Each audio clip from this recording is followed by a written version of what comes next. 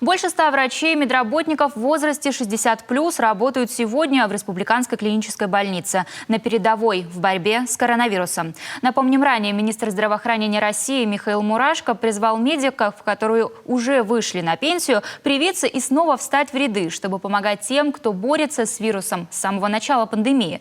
И многие согласились, даже несмотря на то, что находятся в группе риска. Елена Кононова о тех, кто продолжает самоотверженно трудиться. Евгения Катаева – главная медсестра хирургического отделения в красной зоне с самого начала объявления войны, хотя сама по возрасту находится в списке риска. И дети ей не раз говорили, что пора уже подумать о себе. Но Евгения Всеволодовна, отдавшая десятки лет медицине, не привыкла отсиживаться дома, когда речь идет о человеческой жизни. Хочется обратиться ко всем людям нашего города и нашей республики, чтобы они поверили, наконец-то поверили, что это правда, это очень страшно, да, потому что перед нашими глазами, прямо жизнь человеческая прям мелькает. Вот он, так скажем, был, а его уже нет.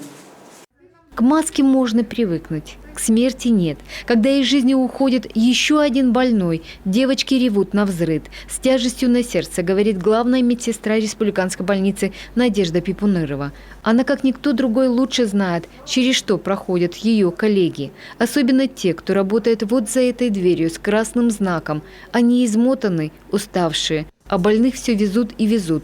И медики, забывая про усталость, снова идут в бой. И молодые, и те, кто имеет право остаться дома, в безопасности.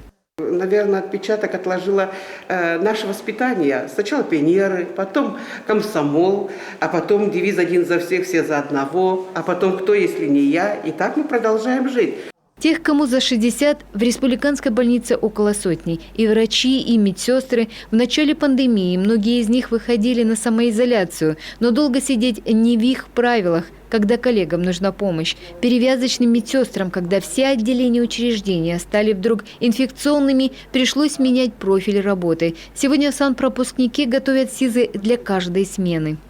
Так они все уже работают, вот это перевязочные сестры, они уже под 50 лет уже работают все, представляете? Да. Это у нас золотой фонд, так скажем. Это вообще было, когда ковид начался и кабинеты наши закрылись, так это вообще было печально. Печально.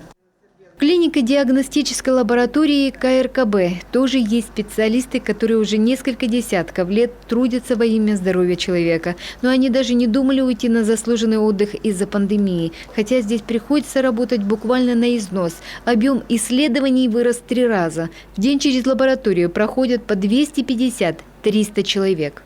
Увеличилось количество коек, а во-вторых, очень быстро меняется состав больных. Поэтому каждое новое поступление, естественно, увеличивает количество исследований. Поэтому понятно, что приходится постоянно задерживаться на работе.